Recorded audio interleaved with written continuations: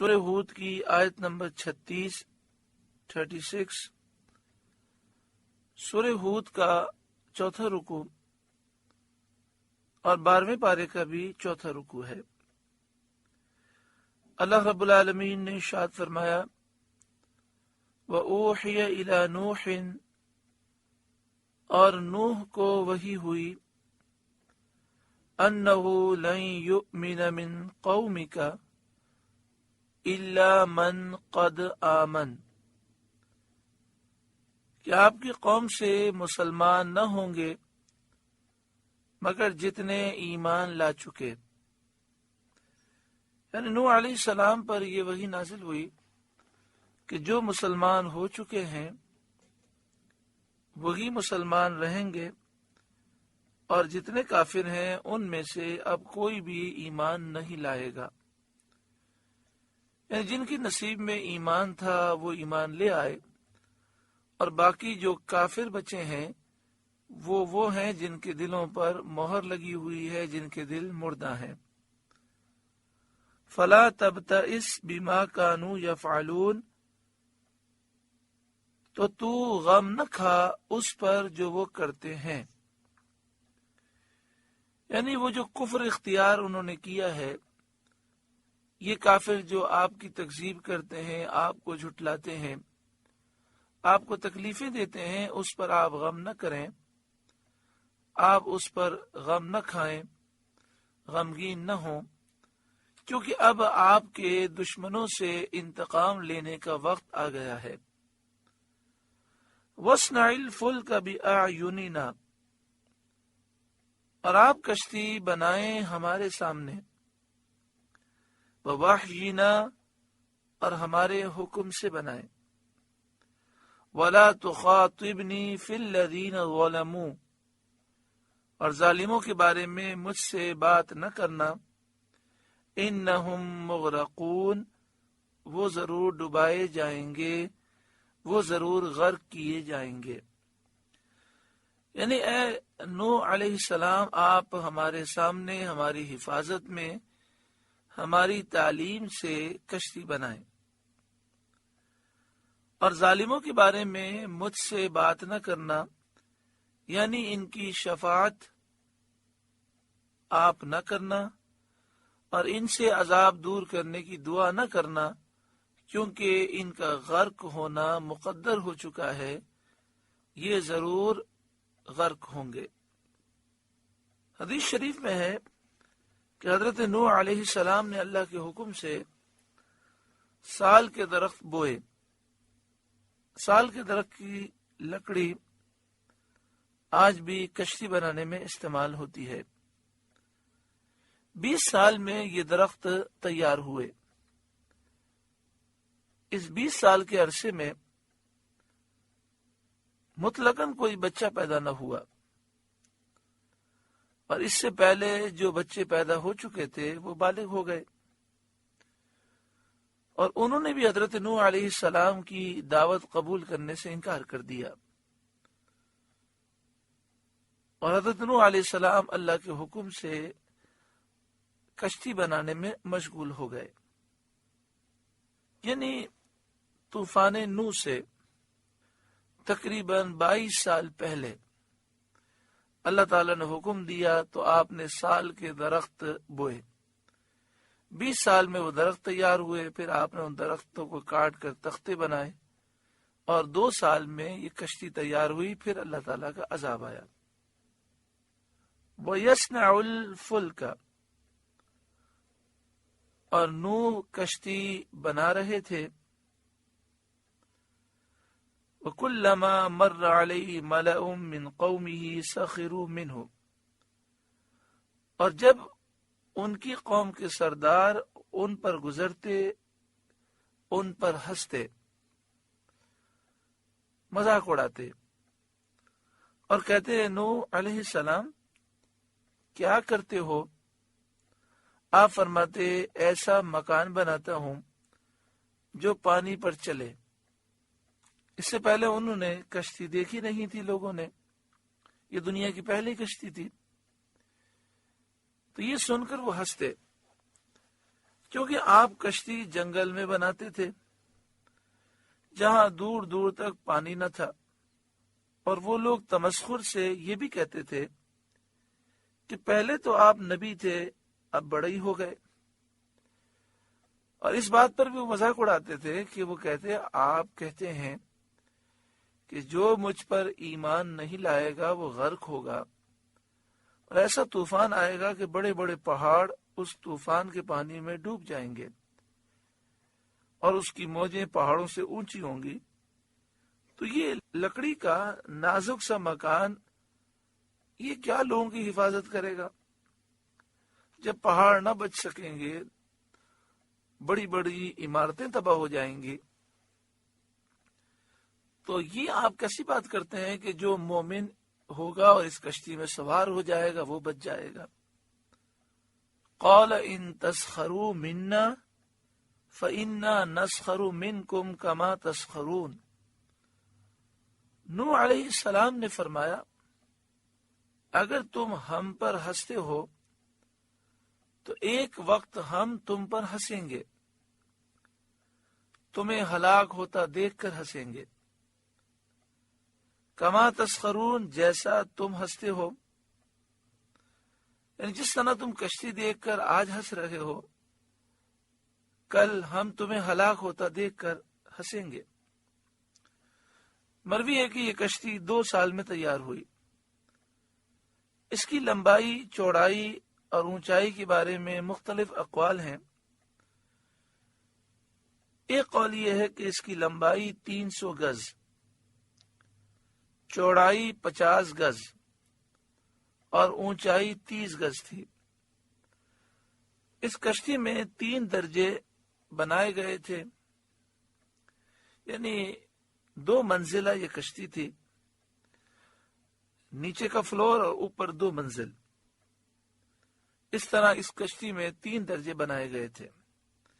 طبقہ زیری میں، یعنی جو سب سے نچلا حصہ تھا، اس میں درندے اور کیڑے مکوڑے اور وہ جانور تھے جو پالتو نہیں ہوتے، وحشی جانور۔ اور درمیانے طبقے میں چوپائے وغیرہ تھے جنہیں پالا جاتا ہے۔ اور جو سب سے اعلیٰ طبقہ تھا اس میں خود حضرت نوح علیہ السلام آپ کے ساتھی تھے، اور حضرت آدم علیہ السلام کا جسم مبارک تھا جو عورتوں اور مردوں کے درمیان رکھا گیا تھا، اور وہ حائل تھا عورتوں اور مردوں کے درمیان، اور کھانے وغیرہ کا سامان تھا، اور پرندے بھی اوپر ہی کے طبقے میں تھے۔ فسوف تعلمون، تو عنقریب تم جان لوگے، من یأتیہ عذاب یخزیہ، کس پر آتا ہے وہ عذاب جو اسے رسوا کرے، یعنی دنیا میں رسوا کرنے والا عذاب کس پر آتا ہے، اور وہ غرق کا عذاب ہے۔ وَيَحِلُّ عَلَيْهِ عَذَابٌ مُقِيمٌ، اور اترتا ہے وہ عذاب جو ہمیشہ رہے، یعنی آخرت کا عذاب۔ تو آپ نے فرمایا عنقریب تم جان لوگے کہ دنیا میں عذاب کس پر آتا ہے، اور آخرت کا عذاب جو ہمیشہ رہے گا اس عذاب میں کون گرفتار ہوتا ہے۔ حتیٰ، یہاں تک کہ اذا جاء امرنا، جب ہمارا حکم آیا عذاب کا اور ہلاکت کا، وفارت تنور، اور تندور ابلا، قل نحمل فیہا من کل زوجین اثنین، ہم نے فرمایا اے نوح کشتی میں آپ سوار کر لیں ہر جنس میں سے ایک جوڑا نر اور مادہ۔ وَأَهْلَكَ إِلَّا مَنْ سَبَقَ عَلَيْهِ الْقَوْلُ وَمَنْ آمَنَ، اور جن پر بات پڑ چکی ہے ان کے سوا اپنے گھر والوں اور باقی مسلمانوں کو سوار کر لیں۔ اس آیت کریمہ میں فرمایا گیا کہ یہاں تک کہ جب ہمارا حکم آیا، یعنی جب عذاب بالکل آنے کے قریب ہوا، وفارت تنور، اور تندور ابلا، اور پانی نے اس میں سے جوش مارا۔ تنور سے کیا مراد ہے؟ تو ایک قول یہ ہے کہ پوری روئے زمین مراد ہے، پورے روئے زمین سے پانی ابلنے لگا۔ بعد نے کہا کہ یہاں تندور سے مراد روئے زمین نہیں ہے، بلکہ وہ تندور ہے جس میں روٹیاں پکائی جاتی ہیں۔ اب اس میں بھی چند قول ہیں کہ یہاں کون سا تندور مراد ہے۔ ایک قول یہ ہے کہ وہ تندور پتھر کا تھا جو حضرت حوا کا تھا اور حضرت نوح علیہ السلام کو ترکے میں پہنچا تھا، اور وہ یا تو شام میں تھا یا ہند میں تھا، اور تنور کا جوش مارنا عذاب آنے کی علامت تھی۔ ایک روایت میں یہ ہے کہ یہ تندور حضرت نوح علیہ السلام کے گھر میں تھا، اور آپ کو یہ حکم دیا گیا کہ جب اس تندور سے پانی ابلنے لگے، یہ پانی سے بھر جائے، یعنی زمین کے نیچے سے پانی نکلے اور یہ تندور پانی سے بھر جائے اور پھر پانی ابلنے لگے، تو آپ سمجھ جائیے گا کہ اللہ کا عذاب آنے والا ہے، آپ لوگوں کو کشتی میں سوار کرنا شروع فرما دیں۔ یہاں پہ فرمایا گیا کہ آپ اپنے گھر والوں کو سوار کریں، مسلمانوں کو سوار کریں، اور گھر والوں میں سے جن پر بات پڑ چکی ہے، یعنی جن کی ہلاکت نصیب میں ہے، اس کے علاوہ سب گھر والے آپ کے کشتی میں سوار ہوں گے۔ تو اس سے مراد آپ کی بیوی وائلہ ہے جو ایمان نہ لائی تھی، اور آپ کا بیٹا کنعان ہے۔ چنانچہ حضرت نوح علیہ السلام نے ان سب کو سوار کیا، مومنین کو، گھر والوں کو، لیکن آپ کی بیوی وائلہ یہ سوار نہ ہوئی اور آپ کا بیٹا کنعان سوار نہ ہوا۔ جانور آپ کے پاس آتے تھے، آپ کا سیدھا ہاتھ نر پر اور الٹا ہاتھ مادہ پر پڑتا تھا اور آپ سوار کرتے جاتے تھے۔ وَمَا آمَنَ مَعَهُ إِلَّا قَلِيلٌ، اور نوح علیہ السلام کے ساتھ مسلمان نہ تھے مگر تھوڑے، یعنی چند لوگ مسلمان ہوئے۔ حضرت مقاتل نے کہا کہ کل مرد و عورت 72 تھے، بعض نے کہا وہ 78 تھے، اس میں اور بھی اقوال ہیں۔ حضرت نعیم الدین مراد آبادی علیہ رحمہ تفسیر خزائن العرفان میں لکھتے ہیں، صحیح تعداد اللہ جانتا ہے، ان کی تعداد کسی صحیح حدیث میں وارد نہیں ہے، یعنی صحیح حدیث میں ان کی تعداد کا ذکر نہیں ہے۔ مختلف اقوال ہیں، بعض 72 کہتے ہیں، بعض 78 کہتے ہیں، لیکن یہ بات قرآن پاک سے ثابت ہے کہ آپ پر ایمان لانے والے بہت تھوڑے تھے۔ وَقَالَ ارْكَبُوا فِيهَا بِسْمِ اللَّهِ مَجْرَاهَا وَمُرْسَاهَا، حضرت نوح علیہ السلام نے کہا اس کشتی میں سوار ہو جاؤ، اللہ کے نام پر اس کا چلنا اور اس کا ٹھہرنا ہے، یعنی یہ کہتے ہوئے سوار ہو بسم اللہ مجریہا و مرساہا، اللہ کے نام پر اس کا چلنا ہے اور اس کا ٹھہرنا بھی اللہ کے نام پر ہے۔ اس میں تعلیم یہ ہے کہ بندے کو چاہیے کہ جب کوئی کام کرنا چاہے اور وہ کام جائز ہو تو اس کو بسم اللہ پڑھ کر شروع کرے، تاکہ اس کام میں برکت ہو اور وہ کام کامیابی کا سبب ہو۔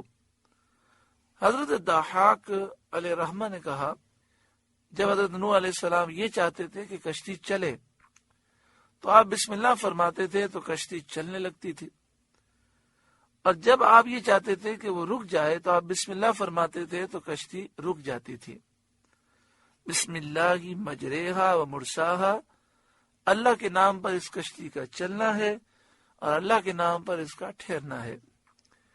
ان ربی لغفور الرحیم، بے شک میرا رب ضرور بخشنے والا مہربان ہے۔ وَهِيَ تَجْرِي بِهِمْ فِي مَوْجٍ كَالْجِبَالِ، اور وہ کشتی انہیں لیے جا رہی تھی ایسی موجوں میں جیسے پہاڑ، یعنی ایسا طوفان آیا تھا کہ جس میں پہاڑوں کی چوٹیاں بھی ڈوب گئی تھیں اور پوری دنیا میں پانی تھا، اور اس پانی کی لہریں ایسی تھیں جیسے پہاڑ جیسی اونچی اونچی لہریں تھیں۔ 40 رات اور دن آسمان سے بارش برستی رہی اور زمین سے 40 رات اور دن تک پانی ابلتا رہا، یہاں تک کہ زمین کی ہر چیز پہاڑ تک پانی میں غرق ہو گئے۔ وَنَادَى نُوحٌ ابْنَهُ، اور نوح نے اپنے بیٹے کو پکارا، وَكَانَ فِي مَعْزِلٍ، اور وہ اس سے کنارے تھا، یعنی وہ نوح علیہ السلام سے جدا تھا، آپ کے ساتھ سوار نہ ہوا تھا۔ یا بنی ارکب معنا، اے میرے بچے ہمارے ساتھ سوار ہو جا، ولا تکن مع الکافرین، اور کافروں کے ساتھ نہ ہو، اگر تو کافروں کے ساتھ کھڑا رہے گا تو ہلاک ہو جائے گا۔ یہ لڑکا منافق تھا، اپنے والد حضرت نوح علیہ السلام پر اپنے آپ کو مسلمان ظاہر کرتا تھا اور باطن میں کافروں کے ساتھ ملا ہوا تھا۔ قال، وہ بولا، یا نوح علیہ السلام کا بیٹا بولا، سآوی الی جبل یعصمنی من الماء، ان قریب میں کسی پہاڑ کی پناہ لیتا ہوں، وہ مجھے پانی سے بچا لے گا۔ اس نے کہا میں کشتی میں سوار نہیں ہوتا، میں کسی پہاڑ کی چوٹی پر چلا جاتا ہوں، وہاں پانی سے بچ جاؤں گا۔ قال لا عاصم اليوم من امر اللہ الا من رحم، حضرت نوح علیہ السلام نے فرمایا، آج اللہ کے عذاب سے کوئی بچانے والا نہیں مگر جس پر وہ رحم کرے، جس پر اللہ رحم کرے گا وہی بچے گا۔ وحال بینہما الموج، اور ان کے بیچ میں موج آڑے آئی، فکان من المغرقین، تو وہ ڈوبتوں میں رہ گیا۔ حضرت نوح علیہ السلام کشتی میں سوار ہیں اور اسے کہہ رہے ہیں کشتی میں آ جا، یہ آنے سے انکار کرتا ہے۔ ایک موج آئی اور موج نے اسے غرق کر دیا۔ جب طوفان اپنی انتہا کو پہنچا اور کفار سارے غرق ہو گئے تو اللہ تعالی کا حکم آیا، وقیلا، اور حکم فرمایا گیا، یا ارض ابلعی ماءکی، اے زمین اپنا پانی نگل لے، ویا سماء اقلعی، اور اے آسمان تھم جا، وغید الماء، اور پانی خشک کر دیا گیا، وقضی الامر، اور کام تمام ہوا، واستوت علی الجودی، اور کشتی کوہ جودی پر ٹھہری، وقیل بعدا للقوم الظالمین، اور فرمایا گیا کہ دور ہوں بے انصاف لوگ۔ 6 مہینے تک کشتی پانی میں رہی ہے اور تمام زمین کا اس نے چکر لگایا۔ جودی پہاڑ پر یہ کشتی ٹھہری۔ یہ پہاڑ موصل یا شام کی حدود میں واقع ہے۔ موصل یہ عراق کا حصہ ہے، تو یا تو یہ پہاڑ موصل میں عراق میں ہے یا یہ شام کی حدود میں واقع ہے۔ حضرت نوح علیہ السلام کشتی میں 10 رجب کو بیٹھے تھے اور 10 محرم کو کشتی کوہ جودی پر ٹھہری۔ 6 مہینے تک پوری زمین میں طوفان کے پانی پر وہ تیرتی رہی۔ سب سے پہلے جودی پہاڑ کی جو چوٹی تھی وہ ظاہر ہوئی اور یہ کشتی اس پر ٹھہر گئی۔ آپ نے اس کے شکر کا روزہ رکھا۔ 10 محرم کو آپ نے روزہ رکھا اور اپنے تمام ساتھیوں کو بھی روزے کا حکم فرمایا۔ 10 محرم کو روزہ رکھنا، عاشورے کا روزہ رکھنا، یہ نبی اکرم صلی اللہ علیہ وآلہ وسلم کی سنت مبارکہ ہے۔ حضرت موسیٰ علیہ السلام اور بنی اسرائیل نے بھی 10 محرم کا روزہ رکھا، کیونکہ فرعون غرق ہوا اور فرعونی غرق ہوئے اس کے شکرانے میں۔ ہمیں یہ حکم دیا گیا کہ جب ہم عاشورے کا روزہ رکھیں تو ایک روزہ اس کے ساتھ اور ملا لیں، 9 محرم اور 10 محرم کا رکھ لیں، یا 10 محرم اور 11 محرم کا رکھ لیں۔ آگے ارشاد فرمایا وَنَادَى نُوحٌ رَبَّهُ، اور نوح نے اپنے رب کو پکارا، فقال، عرض کی، ربی، اے میرے رب، ان ابنی من اہلی، میرا بیٹا بھی تو میرا گھر والا ہے، اور تو نے مجھ سے میرے اور میرے گھر والوں کی نجات کا وعدہ فرمایا تھا، وَإِنَّ وَعْدَكَ الْحَقُّ، اور بے شک تیرا وعدہ سچا ہے، وَأَنْتَ أَحْكَمُ الْحَاكِمِينَ، اور تو سب سے بڑھ کر حکم والا ہے۔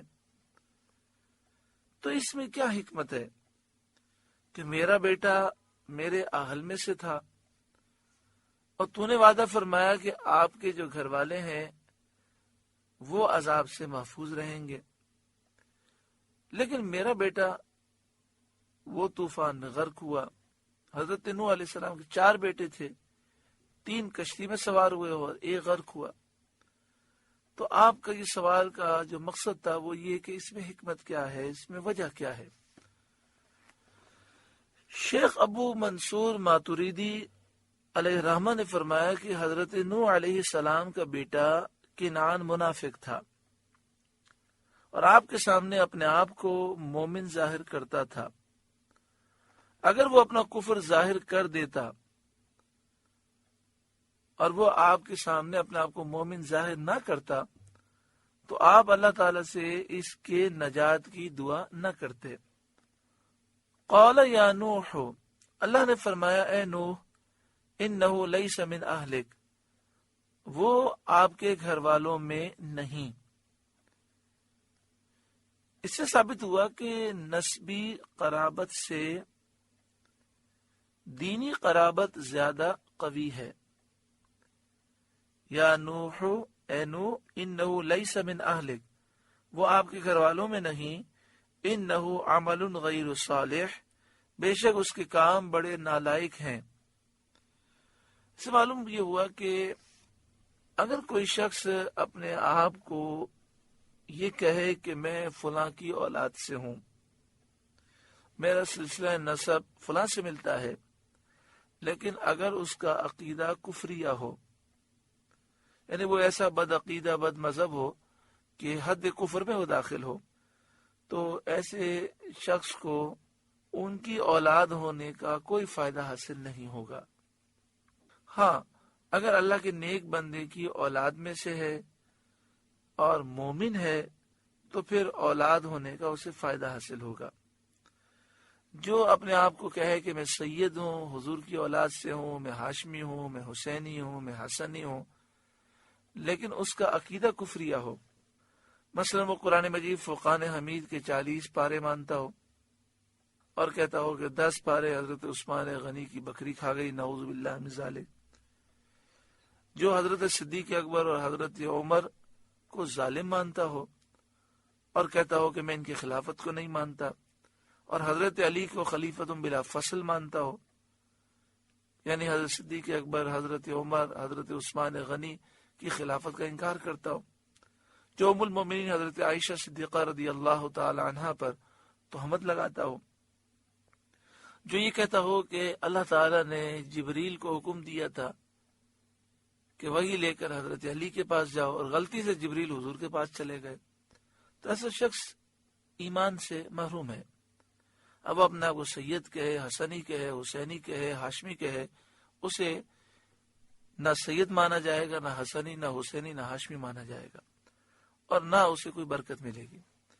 اسی طرح جو اپنے آپ کو سید کہتا ہو لیکن نبی اکرم صلی اللہ علیہ وآلہ وسلم کی گستاخی و بیعت بھی کرتا ہو، حضور میں عیب تلاش کرتا ہو، وہ آقا جنہیں اللہ نے بے عیب پیدا کیا، میلاد شریف اور فاتحہ اور دیگر جو مسلمانوں کے معمولات ہیں، کھڑے ہو کر صلاۃ و سلام پڑھنا، ان باتوں پر مسلمانوں کو کافر مشرک کہتا ہو، تو ایسے شخص کی بھی کوئی تعظیم نہیں کی جائے گی۔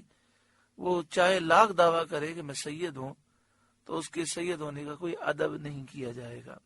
جب اس کا عقیدہ ہی خراب ہے اور کفری عقیدہ رکھتا ہے تو اسے کوئی فائدہ حاصل نہیں ہوگا، یہاں پہ فرمایا گیا، دیکھیں نوح علیہ السلام کا بیٹا حالانکہ گھر والوں میں سے تھا، اہل بیت میں سے تھا، لیکن قرآن نے کیا فرمایا، یا نوح انہ لیس من اہلک، اے نوح وہ آپ کے اہل بیت میں سے نہیں ہے۔